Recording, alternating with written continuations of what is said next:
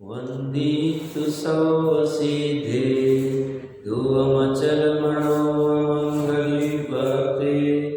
ओचामि समय पावड विनमो सुध केवली गणिदम नमः समय साराय स्वानुभूत्या चकासते चित् स्वभावाय मावाय सर्वभावांतरचिते। समय सार जी महान ग्रंथाधिराज कुंद आचार्य देव की अनुपम सौगात है हम जैसे जीवों के लिए, निकटभावी जीवों के लिए जो कुछ भी करके यथार्थ सुख को प्राप्त करना चाहते हैं। हमारी ऐसी कुंदवानी को कि कुंद देव को ऐसा विकल्प आया, कुछ ऐसी रचना करे, कुछ ऐसी वस्तु की चर्चा करे जिस वस्तु के ध्यान से, जिस वस्तु के लक्ष्य से, जिस वस्तु के ज्ञान से यह जीव सुखी हो जाए। उसी वस्तु की चर्चा चल रही है और उस वस्तु को न पकड़ते हुए कोई अज्ञानी अपने आप को हर समय नया नया उत्पन्न होने वाला माने, क्षणिकवाद को आगे करे, तो ऐसा अबुद्धिमानी स्वयं ही दुखी होता है। बस छल करता है कि मुझे पूर्ण शुद्ध वस्तु चाहिए। पूर्ण शुद्ध वस्तु को प्राप्त करने के लिए वो पूर्ण वस्तु को ही अशुद्ध मान बैठता है। 344 से 345 से 348 चार गाथाओं में बौद्ध भाई या तो अपने क्षणिकवाद वाले भाई, उनकी चर्चा चल रही थी। इसी को आगे बढ़ाते हुए 3 कलश लिख रहे। 2 कलश तो ये जो चर्चा करके आया उसी की द्योतक है। उसमें मोतियों का उदाहरण देके, मोतियों की माला को उदाहरण देके समझाना चाहता है। सिर्फ मोतियों को लेके क्या करोगे, डोर को भी आपको पकड़ना पड़ेगा तो समग्र माला प्रकट होगी, प्राप्त होगी। और सिर्फ डोर को गोंड कर दोगे तो हाथ में मोती रह जाएंगे छिन्न भिन्न वाले, उसमें कोई मज़ा नहीं आएगा। पेज नंबर 616 पे 208 नंबर का कलश। अब इस अर्थ का कलश रूप काव्य कहते हैं। शार्दुल विंगडित छंद है, एक बार इसका पाठ करते।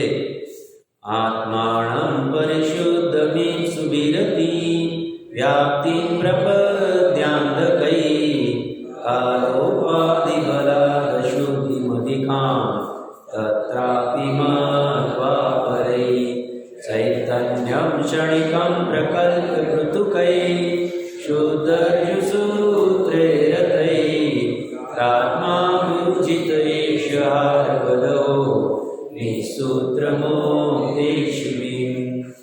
बहुत गजब का कलश है ये वाला और आगे वाला। देखिए श्लोकार्थ में क्या कह रहे। इसका हमने थोड़ा सा रेफरेंस लिया था जब हम जयसेन आचार्य जयचंद जी छाबड़ा को समझ रहे थे, तब थोड़ा पढ़ा था। फिर से देखिए क्या कह रहे। आत्मानं परिशुद्धम इप्सु भी परे अंधकई। आत्मा को संपूर्णतया शुद्ध चाहने वाले अन्य किन्हीं अंधों ने। देखो ये भी अमृतचंद्र अपने आचार्य देव की करुणा है। कभी अंध कहते, कभी मूर्ख कहते, कभी मूढ़ कहते। अंध क्यों कह रहे, आंखें रहते हुए भी देखता नहीं। तो 50-100 साल पहले कोई प्रसंग है, कोई एक विद्वान दूसरे विद्वान को पूछ रहा है। स्वाध्याय अध्याय तो बहुत करते हैं, मुझे एग्जैक्ट नाम नहीं याद है, बट उन्होंने स्पष्ट कहा। तो उन्होंने प्रश्नकर्ता विद्वान ने दूसरे विद्वान को पूछा, सब बहुत प्रयास कर रहे हैं, एक देखने का एक पढ़ने का सब कर रहे हैं, बट आत्मानुभूति नहीं होती है, तो क्या करें, ज्ञान नहीं हो रहा है, यथार्थ ज्ञान।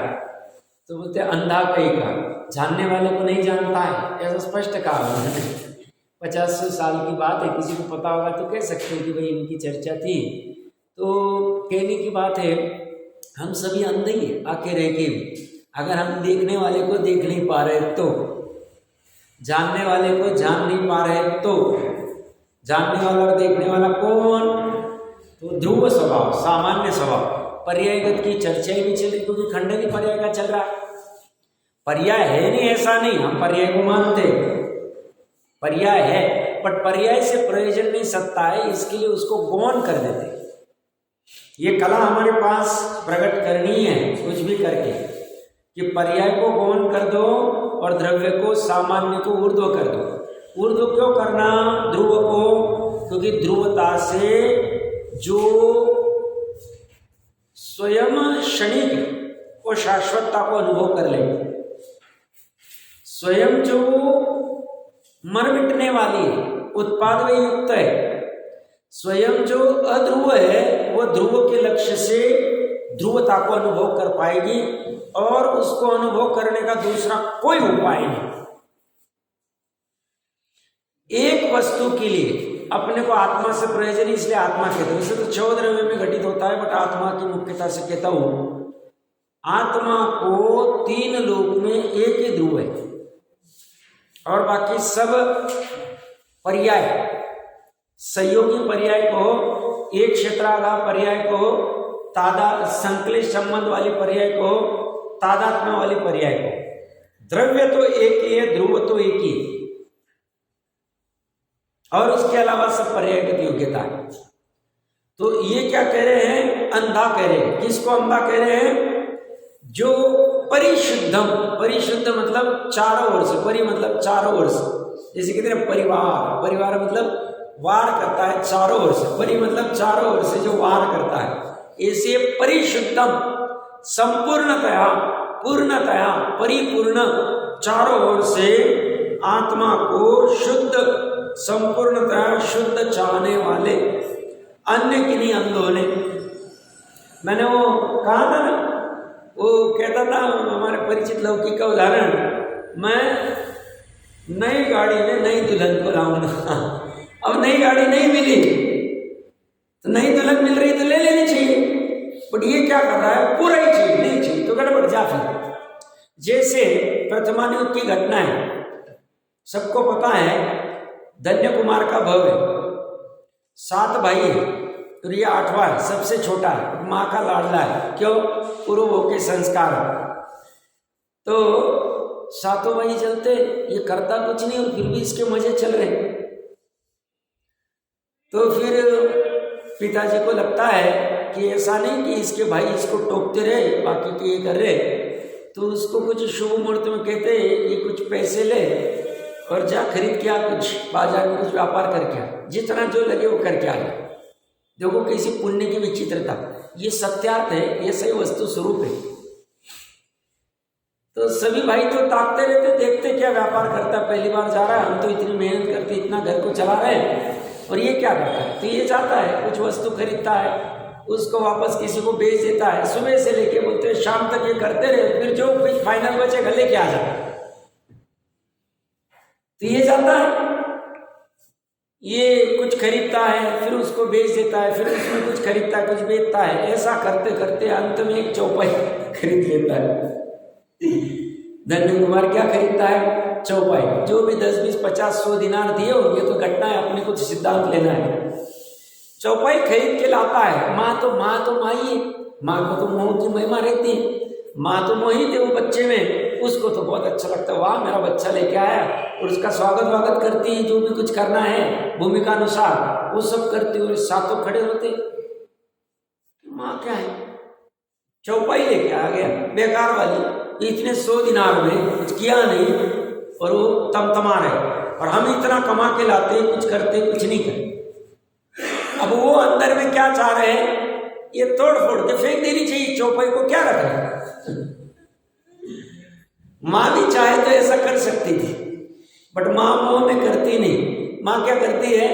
कपड़े से स्वयं पोंछना चाहती। कर सकते तो नौकर भी, करोड़पति सेठ के यहाँ उत्पन्न हुआ पुण्य का उदय, तो माँ क्या करती है? उसको स्वयं पोंछने जाती है, और बस देखिए पुण्य का कमाल। जैसे एक पहिया निकलता है, उसमें से जो भी रत्न आदि होंगे और नवनिधि कैसे प्राप्त होगी, उसका लेटर वेटर सब लिखा हुआ है। अब कोई मूड, अभी उदाहरण है तो अपने को ये तर्क से लेना है। कोई मूड पूर्ण शुद्ध के चक्कर में ये खटिया को बोले अशुद्ध है, बेकार है खटिया, फेंक दो इसे, तो क्या होता था? और नवनिधि भी मिलती नहीं थी और रत्न भी मिलते नहीं थे।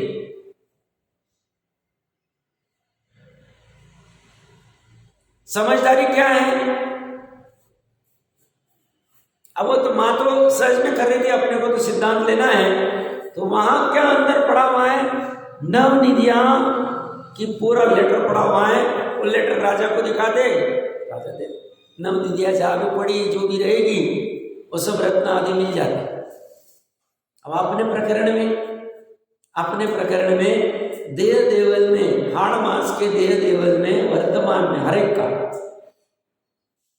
का मात्र सर्वज्ञ सिद्धों का ही नहीं, उनका तो परिणति में भी पूर्ण शुद्ध हो गया। वैसे तो मैं बहुत बड़ी बात कर रहा हूं, अरंतों का कथनचित शुद्ध हुआ, अघाती कर्म की अपेक्षा से कुछ गुना भी शुद्ध परिणत नहीं हो रहे, सिद्धों का पूर्ण शुद्ध हो गया।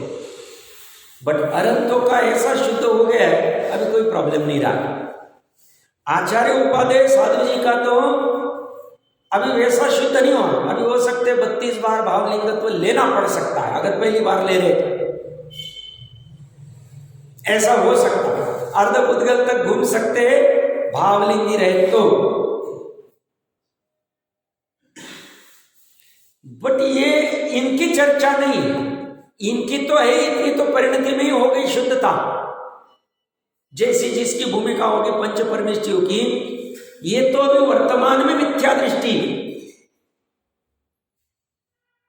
संगी पंचेंद्रिय मिथ्या दृष्टि नहीं, अभी नित्य निरोध में। अभवी का भी ले लो, अभवी के अनंत गुण और अनंत गुणों का समरूप द्रव्य अभी भी वर्तमान में शुद्ध है, पर्याय में उसको भोग नहीं पाएगा, ये उसकी पारमाणिक भाव की योग्यता,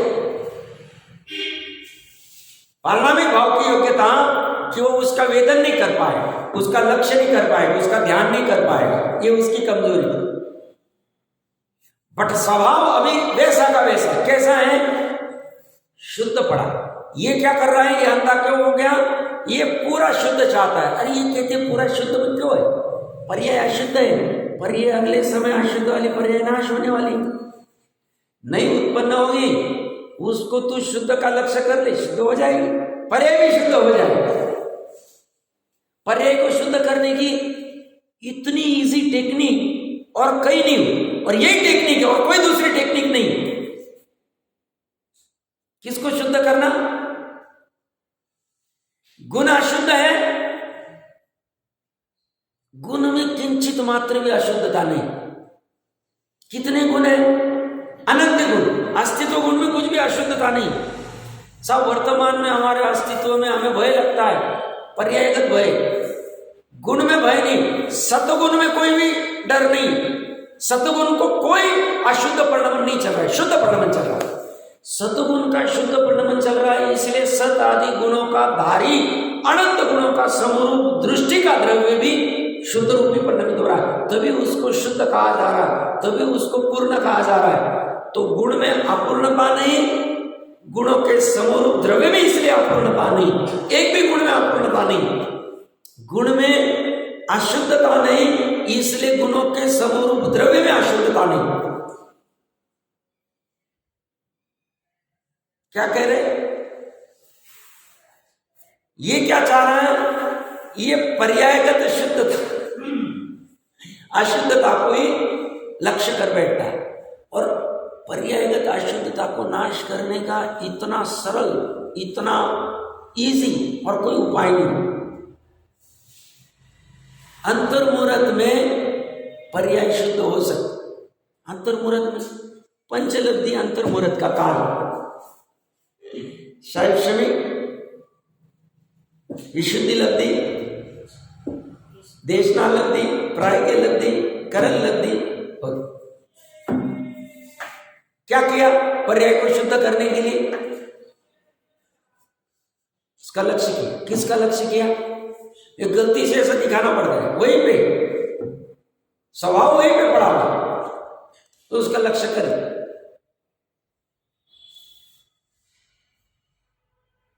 ये देख नहीं पाता है। ये काल की उपाधि बहुत गजब लिखा है अमृतचंद्र देव के, तो गजब काम है। काल की उपाधि के चक्कर में ये अशुद्धता चाहिए तो पूरा ही शुद्ध लूंगा, खटिया तो पूरी अच्छी चाहिए। अरे भैया खटिया में ही माल पड़ा हुआ है, तुम ले लो। अभी दिख रही ना, अभी हमारी अशुद्धता यहां से जाती वापस चालू हो जाएगा, यहां से जाएंगे वही चालू हो जाएगा। व्यापार धंधे पे जाना है, फोन लगाना है, पैसे जमा करने, बैंक में जाना है, सब्जी खरीदनी है, सब्जी सुधारनी है, रोटी बनानी है, भोजन कराना है, चालू पड़ जाएंगे, है ना? अभी है, बट कह रहे हैं ये पर्याय पूर्ण नहीं, ये पूर्ण द्रव्य नहीं। वहीं पे और एक अंश पड़ा हुआ है जो पूरा शुद्ध है।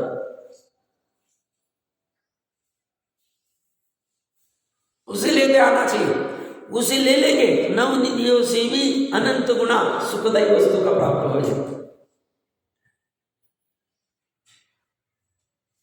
अनंत गुणों का समूह द्रव्य जिसे शुद्ध कह रहे, कौन? जैनी। क्यों?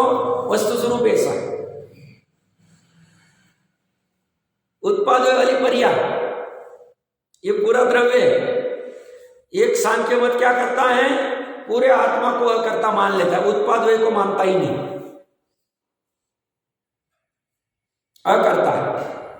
और बौद्ध भाई क्या कर रहे हैं, इसको मानते ही नहीं, ये कहते हैं बस ये उत्पाद वाली पर्याय वही है, और ये जब पूरी शुद्ध हो जाएगी तो मैं शुद्ध हो जाऊंगा, मेरे को ये नहीं चाहिए, ये ही नहीं। और जैनी क्या कहते हैं, देख भाई वस्तु तो ऐसी है, उत्पाद वे वस्तु में और ध्रुवता भी, तत्वार सूत्र उत्पाद वे द्रव्ययुक्तम सत गुण पर्यवद द्रव्यम, गुण अनंत गुण, अनंत एक समय में पर्या, दोनों का समरूप प्रमाण का द्रव्य। तो कहते वस्तु ऐसी है, भूल यहां पे हो रही, यहां भूल नहीं, ये तो बंधा भी नहीं है, इसलिए इसको मुक्त भी नहीं होना है, इसमें कोई गड़बड़ नहीं। तो वो कैसे आ जाती है बात, इसमें बंधन क्यों है? क्योंकि ये पर में बंधा है, पर में फंस गया, कोई पुत्र में फंस गया, कोई गाड़ी में फंस गया, कोई धन में फंस गया, कोई दुकान में फंस गया, कोई शरीर में फंस गया, कोई कपड़ों में, कोई आभूषण में, एक एक वस्तु में नहीं, अनंत वस्तु में। क्योंकि मिथ्यात्व है तो अनंत अनुबंधी की कषाय पड़ी हुई है, अभिप्राय की वासना बह रही, पकड़ में नहीं आती, उपयोग में तो एक समय में एक ही पर्टिकुलर पकड़ में आता, तो बस इतना सा। तो ये कहते हैं इसको शुद्ध होना है ना, तू इसको शुद्ध मान, इसका निर्णय कर, पर से भिन्न इसका निर्णय कर, और ये क्षणिक का लक्ष्य छोड़ दे, ये संयोग का लक्ष्य छोड़ दे। ये संयोग है, ये पर द्रव्य में कौन है? द्रव्य कर्म नो कर्म, ये भाव कर्म है, ये भाव कर्म का अभाव हो सकता है और निर्मल पर्याय प्रकट हो सकती है। द्रव्य कर्म फुदगल के बने, इनका संयोग है, एक संश्लेष संयोग, एक क्षेत्रागार संयोग, नौ कर्म में शरीर, और शरीर के बाहर वाले भी संयोगी शरीर के निमित्त से मिलते। तो करना क्या है, बोले इसे शुद्ध करना है, तो शुद्ध तत्व को समझ ले, ये करता नहीं, ये अंग क्या करता है, यही काम नहीं करता, बाकी सब काम करेगा। और इस मनुष्य को भी इतना ही काम करना है, पर अनंत है, अनंत पे से दृष्टि हटानी, उस उपयोग को मर्यादा में लाना, और उपयोग को मर्यादा में लाके या डल, इसी तरह से 144वीं गाथा की टीक। इतना ईजी जैन धर्म, इतना ईजी।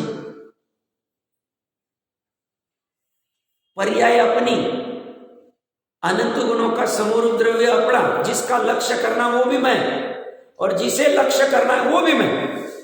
नया नया अवसर है, हर समय नया अवसर अवेलेबल, इसमें कुछ भी नहीं करना है, कर सकते नहीं, करने की जरूरत नहीं। और ये काम ना करने की वजह से उसे कह रहे अंधबुद्धि। ये कोई बौद्ध की बात नहीं, हम जैसों की भी बात है। क्यों? क्षणिक बात तो हम भी रख सकते। खाओ पियो मजे करो, ये जैन धर्म क्या है, ठीक है, देव पूजा कर ली एक बार बस हो गया। 8 दिन 10 दिन 10 लक्षण कुछ आएंगे, एक आध भादों का मना लेंगे, हो गया काम। ये सब कहाँ के चक्कर पड़ना, बोलने को क्या क्या पैसे मिलते इससे भोजन मिलता, भूख शमित होती। ये तो कहते हैं इससे भूख शमित नहीं, भूख से रहित वाला तत्व मिल जाएगा, भूख ही नहीं लगी। श्रद्धा को भूख नहीं लगती। शायद सम्यक दृष्टि भरत जी को, शांतिनाथ कुंतुनाथ को भूख लगी नहीं।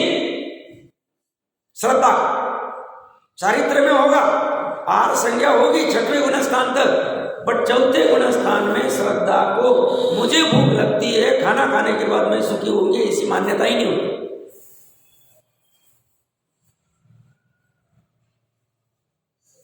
चौथे गुणस्थान में धन कमाया जाता है, बट धन कमाना चाहिए, धन कमाने से मैं सुखी होता हूं, ये ऐसी श्रद्धा ही नहीं होती, परिणति होती नहीं। चौथे गुणस्थान कमाते हुए भी नहीं कमाता है, सेवते हुए भी नहीं सेवता है, करते हुए भी नहीं करता। ये क्या चक्कर है? श्रद्धा का चक्कर। श्रद्धा किसी दूसरे की नहीं, अपनी। ज्ञान इन सबको देख पाता है, जान पाता है, ज्ञान की कमाल। ज्ञान का बहुत बड़ा रोल है। महत्वपूर्ण प्रकरण चलेगा, देखना क्या कह रहे, कितना इजी काम है ये। काम के लिए बोलो हम कितना समय निकाल। पर के प्रति आकर्षण हम नहीं किया, हमारी पर्याय नहीं किया। अब पर के आकर्षण करने से मैं दुखी हूं, मैं अशुद्ध हूं, ये निर्णय करो। ये तो कह रहे इससे अशुद्ध होता है, ना कि शुद्ध नहीं होता है। कीचड़ से अशुद्ध नहीं हो रहा है, कीचड़ से अशुद्ध तो शरीर होगा, और उसको कितना मिला फिर से वापस अशुद्ध हो जाए। हम अभी ना क्या है, वापस अशुद्ध हो, ये कभी शुद्ध होता ही नहीं, सप्त धातु से रहित होता ही नहीं संज्ञ पंचेंद्रिय अवस्था में। भूमिका अनुसार इसको शुद्ध किया जाएगा। क्यों? देव पूजा आदि जब करनी तो शुद्ध हो के आएंगे, इसके अगेंस्ट में नहीं हम। बट ये शुद्धता के लिए क्या करें?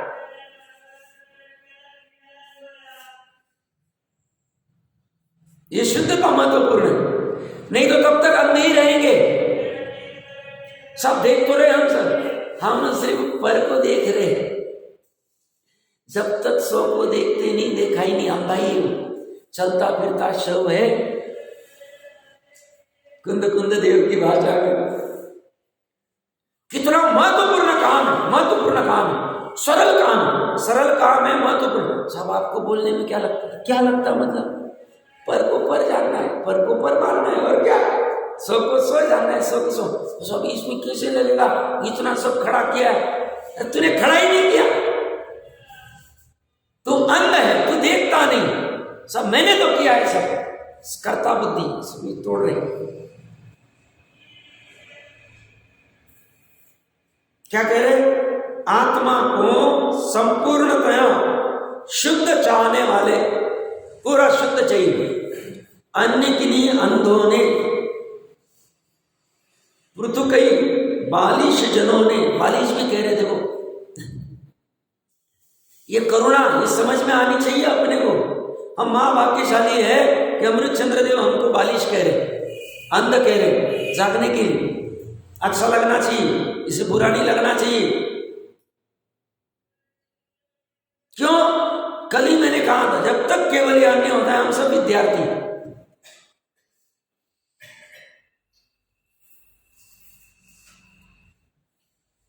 बालिश जनों ने काल उपाधि बलात् अपि तत्र अधिकाम अशुद्धिम मत्वा।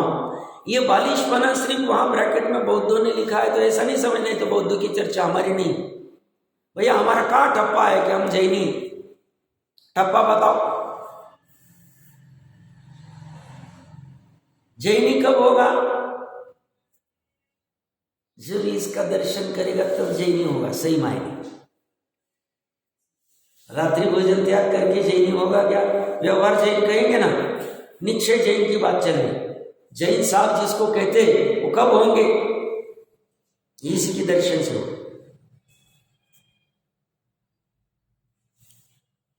ये जरूरी नहीं तुरंत होगा, बट भावना मानी चाहिए और उत्साह रहना चाहिए इसके लिए। और सबसे अच्छी चीज क्या, उत्साह क्यों आना चाहिए? अपना काम है। ये अज्ञानी क्या करता है, बाहर के काम को अपना काम मानते एकदम उत्साहित होकर करता है। व्यापार को हो, शादी ब्याह को हो, कुछ भी।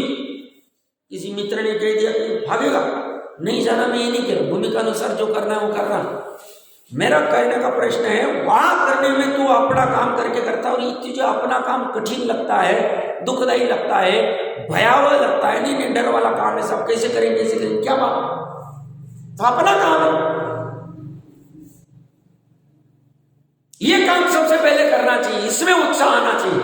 बाकी कोई उत्साह कर नहीं, वहां उदासीन हो जाना चाहिए। अपनी अगर सामर्थ्य है, 50 60 70 80 साल हो गए, अभी नहीं उलझना चाहिए। बाकी अभी तो बस 24 घंटे अपने जो बेसिक नहाना धोना, खाना पान, थोड़ा बहुत जो भी बेसिक है उतना करके पूरा फोकस इस पे होना चाहिए। और उलझने के लिए अभी समय कहाँ है अपने पास, कोई समय नहीं। ये तो अपने राग की क्रीड़ा चलती रहती, इसी को मोह की महिमा कहते हैं, अज्ञान की महिमा कहते हैं ज्ञानी जी। ज्यादा उलझने का समय नहीं है अभी। क्यों? गारंटी है किसी को, यहाँ पे कोई बैठा है, किसी गारंटी नहीं साहब हम अभी 1-2 भूमि मोक्ष जाने वाले, 11 अंक वाला गारंटी नहीं ले सकता। डरना नहीं, मैं डरने के लिए नहीं, सजग होने के लिए कह रहा हूं। डराना मेरा काम नहीं, जिनवानी कभी डराती नहीं, ये तो सजग कर देते। अरे काम ओ, इसमें तो मेरा ही काम, ये तो करनी होगी, प्राप्त पर है, ऐसा होना चाहिए। तो ये कह रहे बालिक जनों ने काल की उपाधि के कारण भी आत्मा में अधिक अशुद्धि मानकर, काल की उपाधि के कारण भी आत्मा में अधिक अशुद्धि मानकर, काल की उपाधि मतलब क्या कहना चाहिए, ये मैं बार बार कहता हूं ना, पढ़ के आना और विचार करना, इसमें मजा। अब मेरे को भी इसका कंफ्यूजन था, मैंने 2-3 शास्त्र रेफर किए, मुझे मिला नहीं, बट डिक्शनरी में मैंने उपाधि का अर्थ देखा और फिर लिख किया तो मुझे ख्याल में आया कि इसमें काम हो सकता। बोलिए किसने प्रयास किया? मैं हर रोज पूछूं कहूंगा नहीं, हर रोज प्रयास पढ़ना चाहिए, ऐसा नहीं आज चले गए तो कल ही वापस पढ़ना। कल क्या चर्चा चलने वाली है, 10 20 25 लाइन तो पढ़ के आनी चाहिए और विचार करना चाहिए हम क्या सोचते हैं। तो इससे हमें वो कला प्रकट हो जाएगी पढ़ने की, वो कला प्रकट हो गई फिर किसी की आपकी डिपेंडेंसी रहेगी नहीं, स्वाधीनता आ जाएगी। बताइए काल की उपाधि मतलब क्या कहना चाहते?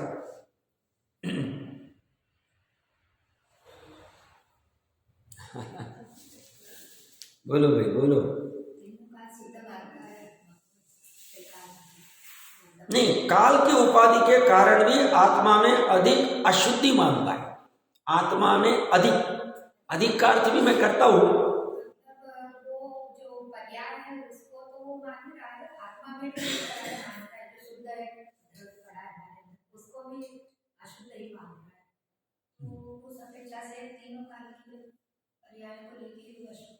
नहीं इसमें उपाधि का हम डिक्शनरी में अर्थ देखे ना, या घर पे जाके डिक्शनरी गूगल पे सर्च करना। उपाधि का सामान्य अर्थ क्या होता है कि पदवी, इनको ये उपाधि मिल गई पदवी, बट यहाँ पे वो अर्थ नहीं है। काल की पदवी क्या है, पदवी भी ले सकते हैं, बट यह उपाधि का और एक अर्थ डिक्शनरी मिलेगा, गूगल पे सर्च करना, थोड़ा पढ़ना अच्छे से। वह स्पेसिफिक लिखा है जिसके संयोग से कोई वस्तु और की और रूप में दिखाई देती है, जिसके संयोग से कोई वस्तु किसी विशेष रूप में दिखाई देती है, ये अर्थ है उपाधि का। एक अलग अर्थ है, ये यहां पे घटित होगा। किसके संयोग से? काल के संयोग से, काल की उपाधि से वस्तु कई की कई दिखाई दी, कई की कई दिखाई दी। मतलब सब अभी 5 मिनट पहले तो ये चिल्ला रहे थे, गुस्सा हो रहे थे, और अभी देखो 5 मिनट बाद हंस रहे, फिर 10 मिनट बाद देखो रोने लग गए, फिर 25 मिनट बाद देखो भयाक्रांत हो गए, फिर देखो आधे घंटे बाद लोभ करने लग गए। तो ये जो काल की वजह से पर्याय में जो परिवर्तन होता है, तो वस्तु कुछ की कुछ दिखाई देती, वस्तु उतनी मात्र नहीं। हमारा क्या हो रहा है, कभी क्रोध करते, कभी लोभ करते, कभी हास्य करते, कभी रति करते, कभी भय करते, कभी जुगुप्सा करते, कभी वेद का उदय आता है, कभी मायाचारी के भाव आते हैं। तो हमें लगता है ये अलग अलग अलग अलग जो काल की उपाधि की वजह से, काल के कारण से वस्तु कुछ की कुछ दिखने लग जाती है और उसकी वजह से अधिक अशुद्ध मान बैठता है। क्यों? दृष्टि से पर्याय पे, पर्याय से पार जो स्थिर वस्तु है उसको देखने की दृष्टि नहीं है। उपाधि का अर्थ क्या लेंगे? जिसकी वजह से, जिसके संयोग से वस्तु कुछ की कुछ दिखाई देती है, कुछ की कुछ मतलब वस्तु क्रोध वाली दिखाई देती है, वस्तु लोभ वाली दिखा देती है, वस्तु मान वाली दिखा देती है, वस्तु हिंसा वाली। सब अभी 20 मिनट पहले तो हिंसा कर रहे थे और अभी अहिंसा करने लगे, अभी दया पालने लगे। तो ये वस्तु में जो दिखाई देता है उससे पूर्ण अशुद्ध मान बैठता है। कौन? ये बालिश, ये अंध। अंध क्यों कहा? पर्याय दृष्टि वाला। बालिश क्यों कहा? द्रव्य दृष्टि नहीं है। गजब कमाल देखिए अमृतचंद्र देव, काल की उपाधि के कारण, काल के संयोग के कारण वस्तु कुछ की कुछ दिखाई देती है, बदलने वाली दिखाई देती है। ये कह रहे जो बदलाव आ रहा है ये पर्याय में आ रहा है। जो हमें शरीर में बदलाव आ रहा है वो तो पुद्गल में आ रहा है, पुद्गल की पर्याय में आ रहा है, पुद्गल के परमाणु में नहीं आ रहा, पुद्गल के ध्रुव परमाणु में नहीं आ रहा। रसगंधवर्ण में जो चेक आ रहा है और जो अंदर में विराजित आत्मा में जो क्रोध आदि का भाव हो रहा है, आत्मा में भी क्रोध का भाव होता है, भाव होता है, उत्पाद में होता है, लोभ का भाव होता है, हिंसा का भाव होता है, चोरी का भाव होता है, झूठ का भाव होता है, सब होता है, परिग्रह का भाव होता है। ये सब भाव आत्मा में होते हुए भी उसकी वजह से अंध जीव उसी को वस्तु मान बैठता है। मैं क्रोधी, मैं अशुद्ध, और वही अशुद्ध तत्व के साथ में उसी आत्मा में एक शुद्ध तत्व भी पड़ा है, उसको पकड़ नहीं पाता है और वो क्या करता है? अधिक अशुद्धि मांगा। अधिक मतलब वो गुणों का समरूप द्रव्य अशुद्ध है नहीं, बट ये अति व्याप्ति दोष करके वहां भी घुस जाता है, उसी को भी अशुद्ध मान रहे। हमें अमृतचंद्र को समझना तो पड़ेगा ना, इसके लिए ये से प्रयास कर, क्योंकि एक एक चीज समझाई नहीं जाएगी, कला सीख लेनी चाहिए, अध्यात्म की कला, पकड़ने की कला, प्रयोजनभूत की समझ लेनी चाहिए। तो ये क्या कह रहे हैं? काल की उपाधि के कारण भी, काल की वजह से वस्तु विशेष रूप दिखाई देती है। विशेष मतलब पर्याय। अभी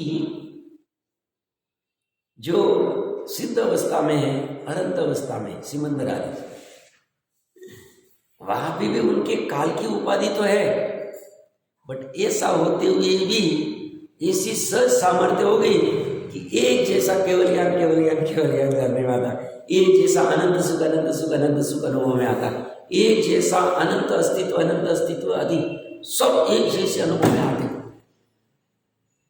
वहां काल का निमित्त तो है, परिणमन भी हो रहा है, उत्पाद वाली प्रवृत्ति बंद नहीं हुई। ऐसा नहीं कि अनंत सिद्ध होने के बाद उत्पाद वे बंद हो जाता, उत्पाद वे तो अनंत काल के लिए चालू रहेगा क्योंकि वो स्वभाव है।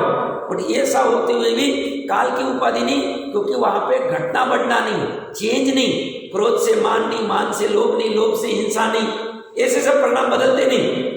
अविभाग प्रतिषेधों के संख्यात असंख्यात अनंत गुणा हानि वृद्धि नहीं होती है, अगर लोगों उनकी होती है बट एक जैसी होती है। इसके लिए और उनके परिपूर्णता खड़ी होगी, तो वह काल की उपाधि नहीं हुई। और इसे निचली अवस्था में कम ज्यादा क्रोध, कम ज्यादा लोभ, इन सब उपाधि के कारण भी, उसकी वजह से भी आत्मा में अधिक अशुद्धि मानकर इसने मानी। क्या मानी? मैं अशुद्ध हूं, मैं क्रोधी हूं, मैं पापी हूं। मानकर अतिव्याप्ति प्रपद्य, अतिव्याप्ति को प्राप्त, अतिव्याप्ति मतलब दूसरे में भी घुस जाना, दूसरे में घुस जाना मतलब वो लक्षणाभास के प्रकरण में आता है ना, अतिव्याप्ति में। उसका उदाहरण क्या देंगे? जीव को अगर अमूर्तत्व कहे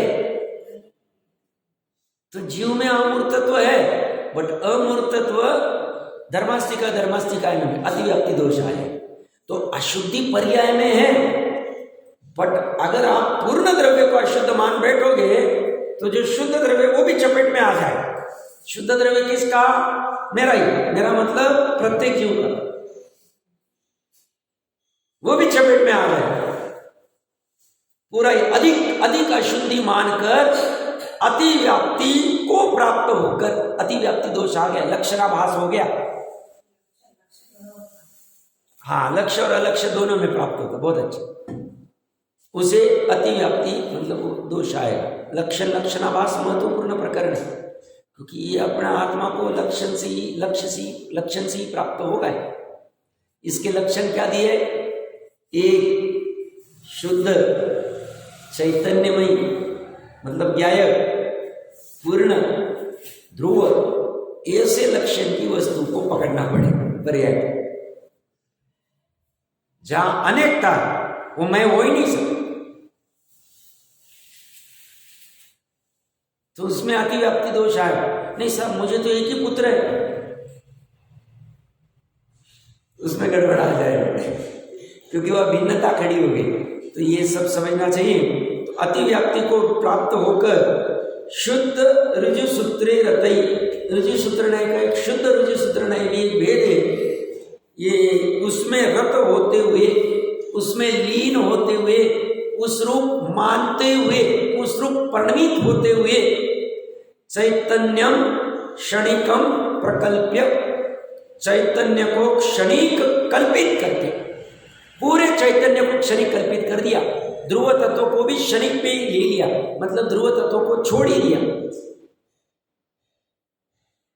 क्षणिक कल्पित करके, कल्पना करके, कल्पना बहुत करते हैं हम। क्या कल्पना करते? सब कल्पना ही, जितना भी अज्ञान है, जितना भी मिथ्या कल्पना, भ्रम। क्या कल्पना? धन से सुख मिले, धन कमाना भी छोड़ना नहीं, छोड़ने की बात नहीं चल रही। धन रखना छोड़ना नहीं, धन अभी भूमिका अनुसार रखा जाए। धन से सुखी होता है ये कल्पना। ऐसे सब में लगा लेना परद्रव्य के संदर्भ में। सोफे से सुखी होऊंगा, एसी नहीं रहता तो हमें गर्मी से कौन बचाता था, फैन नहीं होता था तो क्या होता था, लाइट नहीं होता तो हम कैसे जीते थे। अरे तू तेरे जीवत्व से जीता है, लाइट से थोड़ी जीता है, फैन की हवा से जीता है। किसे भ्रम खड़ा करता है फैन लगाने में? बाबा हम नहीं कह रहे, अभी भूमिका अनुसार तुम्हें जो करना है करो, श्रद्धा को ठीक करो। श्रद्धा ठीक नहीं होगी, समय सार पढ़ के कोई फायदा नहीं होगा। श्रद्धा ज्ञान पूर्वक ठीक होगी। अगर फैन से जिंदा रहते, एसी से जिंदा रहते तो ठंड के दिनों में लगा दो उसको, फिर जिंदा होते कि मरते समझ में आए।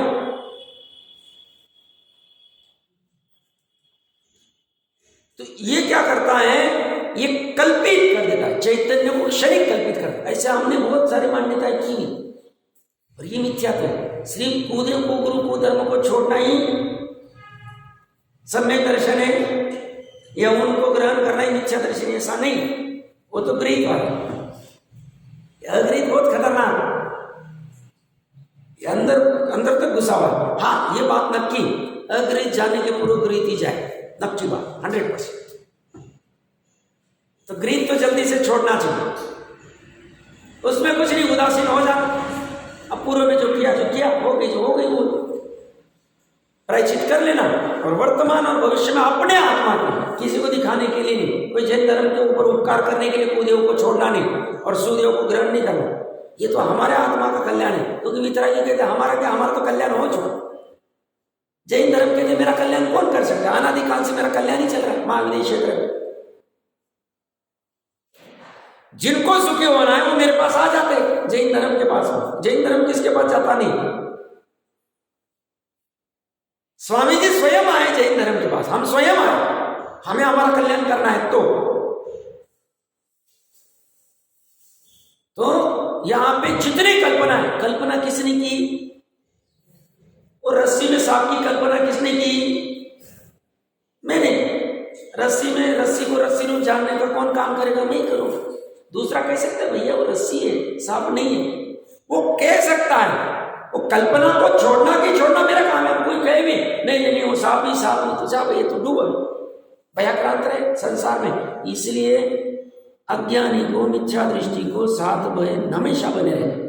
वो गाथा थी, शंकित रहता, मोक्ष अधिकार में या बंध अधिकार में थी, देख लेनी चाहिए। मेरे को गाथा नंबर और याद नहीं रहता था, बट हमने पढ़ा हुआ। निरंतर शंकित है, ये भयाक्रांत रहता, अब क्या होगा, कैसे होगा, क्या होगा, कैसे होगा। क्यों? क्योंकि कल्पनाएं क्यों? कल्पना को जल्द से जल्द छोड़ना चाहिए, कल्पना में सुख नहीं। यहां कह रहे हैं चैतन्य को क्षणिक कल्पित करके और एष आत्मा बुद्धित, इस आत्मा को छोड़ दी। इस आत्मा को मतलब मतलब जिसमें ध्रुव आत्मा है उसको छोड़ दिया। मतलब उसने वो नवनिधि के चक्कर में पूरी खटिया खराब के चक्कर में पूरी नवनिधि को छोड़ दिया उसने।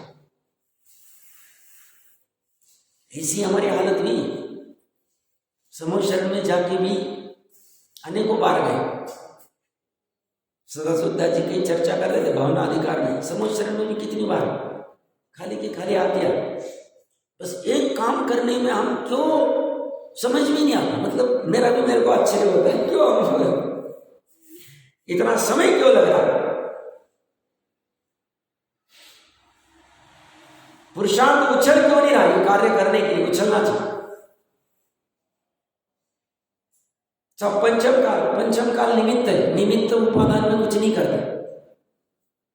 निमित्त को रहने दो, पड़े उपादान में गड़बड़ हो रही। उपादान पे ले लो और कैसे इसका उपाय सोचेगा, निरंतर भावना चलने दो।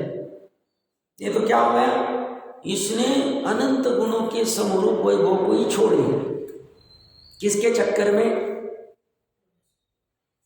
अतिव्याप्ति दोष लगाया और काल की उपाधि में अधिक अशुद्धि मान ली, बालिशपना किया।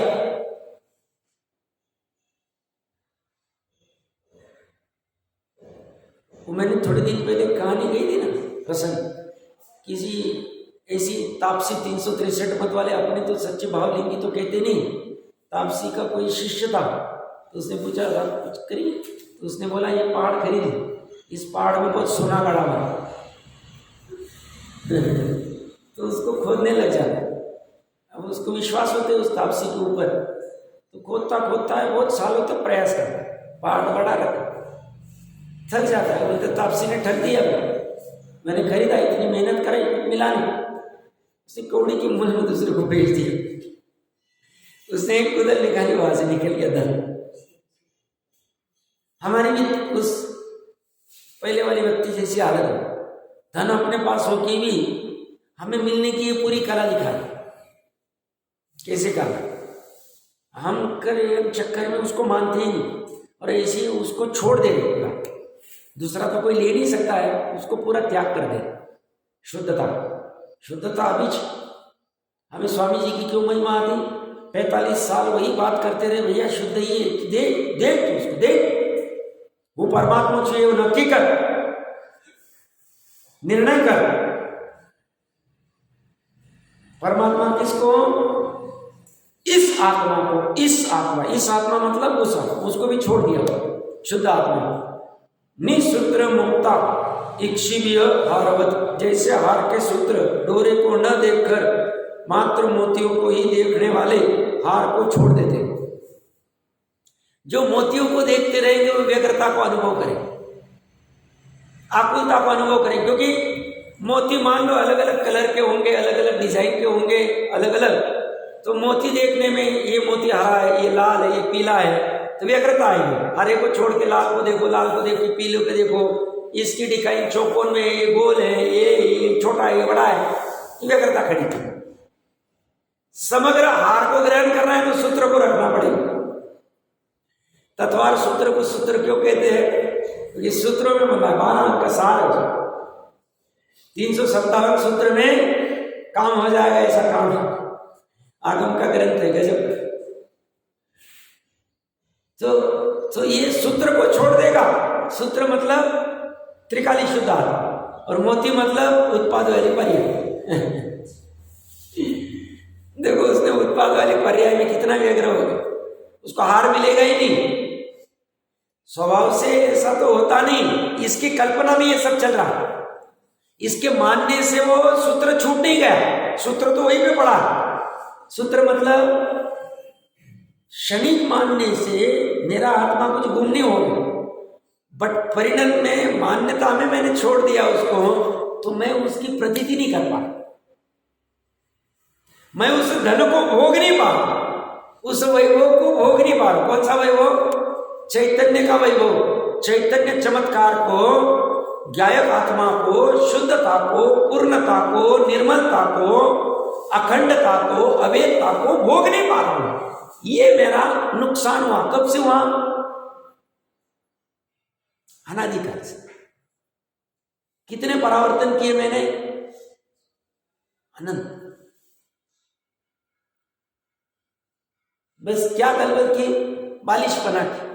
इसमें क्या होता है? इसमें क्या होता है? ऐसा करके बालिशपने में, अंधपने में मैंने अपनी ही नुकसान कर दी। मुझे अगर अभी अपनी नुकसान नहीं करनी, तो जो यथार्थ साधवाद में गुत्थी जिनवानी कह रही है, वैसे पूरी प्रमाण की वस्तु को समझू, उत्पादवय के साथ ध्रुवता को, और मेरा प्रयोजन जिस ध्रुवता से सदेगा उसको ऊर्ध्व कर दूं, पर्याय की दृष्टि को गौण कर दूं, पर की दृष्टि को गौण कर दूं। बस इतना काम करना, इससे मेरा धर्म प्रकट हो जाएगा। जयचंद जी साहब ने भावार्थ अच्छा खोला हुआ है, उसमें और कुछ विशेष बिंदु होंगे, चर्चा करते हैं।